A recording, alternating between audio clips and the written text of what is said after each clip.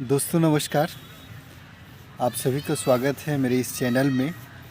और दोस्तों आज हमारे बगल में जो देख रहे हैं सर को, और सर हमारे हाई 18+2 में टीचर थे और अभी जस्ट जो है सर प्रोफेसर, हिंदी का प्रोफेसर जो है उनका रिज़ल्ट आया, हिंदी का प्रोफेसर सर बने हैं।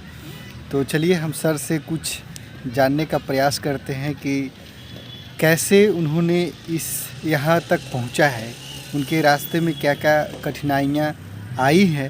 तो चलिए सर को हम लोग स्वागत करते हैं, वेलकम करते हैं। स्वागत है सर आपका। धन्यवाद आपके इस चैनल को भी और आपके दर्शक को भी। आपके चैनल के माध्यम से मैं कहना चाहूँगा जी सर। कि विद्यार्थी के मन में एक दृढ़ संकल्प होना ज़रूरी है और उस दृढ़ संकल्प को पूरा करने के लिए जी उसकी जितनी ऊर्जा हो उस सारी ऊर्जा का सदुपयोग उसमें किया जाए। बिल्कुल बिल्कुल सर।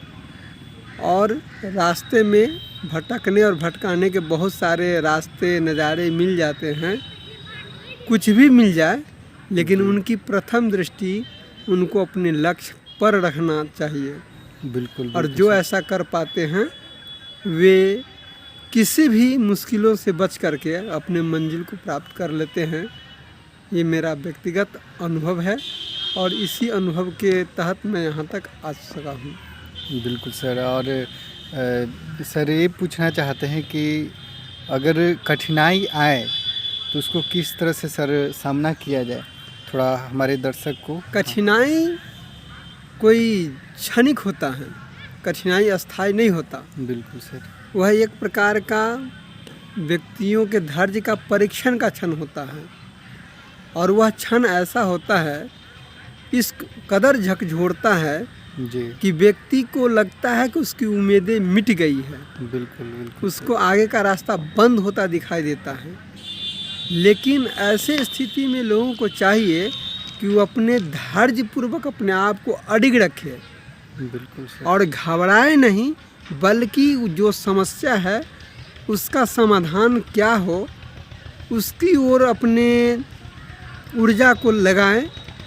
और जब ऊर्जा को केंद्रित करते हैं उस संघर्ष की ओर, तो दूर दूर बहुत देर के बाद ही सही कहीं न कहीं मैंने आशा की एक नई किरण छोटी सी भी दिखाई देने लगती है और वही छोटी सी किरण सफलता की ओर व्यक्ति को अग्रसर करता है और व्यक्ति अपनी सफलता को तब पा लेता है। लेकिन उसी बीच में अगर कोई थोड़ा सा भी डिगा तो वहाँ से उसको नस्नाबूद होने का भी संकेत खुद ब खुद नकारात्मकता को हावी होने का वो लोग अवसर दे देते हैं। बिल्कुल। लेकिन जो लोग उस परिस्थिति में सिर्फ अडिग रहते हैं धैर्यपूर्वक, तो फिर जी सकारात्मकता की एक छोटी सी किरण बड़ी सफलता की जननी साबित होती है। ऐसा होता आया है। बिल्कुल बिल्कुल सर। और सर मैंने सुना है कि आप एक टाइम था आपके पास, वो ऐसा टाइम आया था कि जब आप पढ़ाई छोड़ दिए थे, मतलब कहीं दूसरे जगह जाने का आपकी प्लानिंग था। तो फिर सर कैसे आप आए इस क्षेत्र में सर? देखिए होता क्या है, जब व्यक्ति छोटी छोटी असफलताओं से घबराता है तो मैं बताया कि मनोलुभावन चीज़ बहुत संसार में है, तो मन स्वाभाविक है कि उधर खींचता है। जी। लेकिन होता क्या है, कुछ व्यक्तियों के जीवन में या मेरे जीवन में मैं अनुभव किया हूँ कि आध्यात्मिक चमत्कार, कि मैं मन में सोचा था कि मुझे बाहर जाना है, टिप टॉप मेकअप में रहना है और दुनिया को दिखाना है कि हम ही एक बड़ा आदमी हैं। बड़ा आदमी, बिल्कुल सर। तो ऐसा मैंने सोच बनाया, लेकिन किसी व्यक्ति को नहीं कहा जी। बस मन में कल्पना आई कि अब मुझे पढ़ाई छोड़ देनी है। अच्छा अच्छा। लेकिन हुआ क्या, सुबह सुबह जी एक महात्मा जो ईश्वर में लीन रहने वाला था मुझे बुला कर कहा, रे तू पढ़ाई छोड़ दिया? जी। नहीं नहीं नहीं नहीं, तुम्हें पढ़ाई नहीं छोड़ना है, तुम्हें आगे बहुत कुछ करना है। अच्छा। तो मुझे लगा मेरे आराध्य राधा कृष्ण हैं मुख्य रूप से, जी मुझे लगा उन्हीं का एक आदेश है कि पढ़ाई नहीं छोड़ना है, नहीं तो किसी व्यक्ति को नहीं कहा। ये जो साधु संत है, ईश्वर में लीन रहने वाला, किसी को टोकने वाला नहीं, जी ये मुझे बुला करके वही चीज़ बोरे बोरे पूछ रहा है। इसका मतलब यही संकेत है, मेरे ईश्वर का आदेश है कि तुम पढ़ाई नहीं छोड़ो, आगे तुम्हें बहुत कुछ करना है। लगता है वो मंजिल अब आ रहा है बहुत कुछ। बिल्कुल बिल्कुल सर। और सर जो है चित्रकारी भी करते हैं, बहुत अच्छा मूर्ति भी बनाते हैं सर। तो सर मूर्ति कैसे आपको बनाने की इच्छा अंदर से आई, कब सर? सर मूर्ति बनाने की इच्छा तो ये बचपन से ही, और ऐसा कहा जाता है कि ये जन्मजात गुण भी मेरे पास था।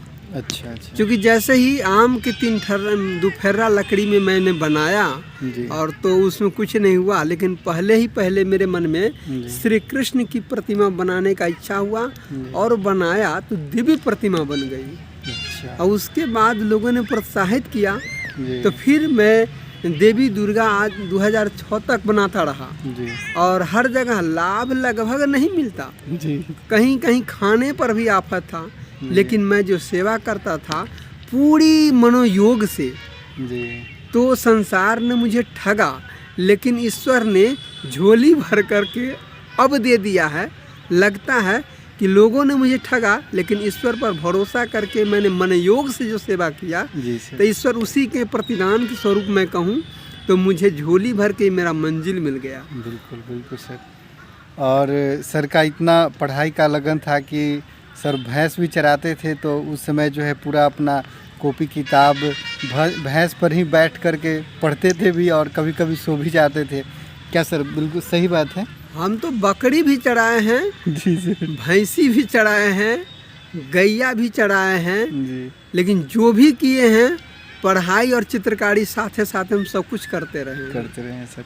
जैसे भैंसी पर पढ़ रहे हैं, कभी गिर भी गए। जी गैया चर रही है, तो जहाँ मैंने किसानों का फसल है, जी हम उसी जगह जा कर के पढ़ने लगते थे कि भाई तुम चढ़ते रहो और हम पढ़ते रहे। बिल्कुल बिल्कुल सर।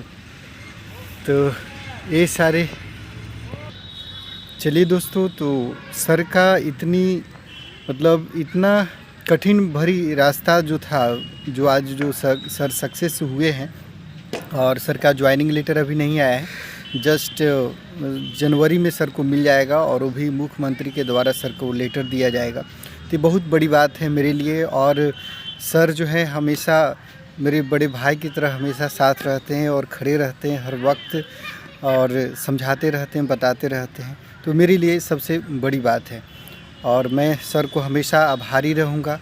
मैं सदा सर को याद करता रहूँगा, जहाँ भी सर रहेंगे वहाँ पर भी।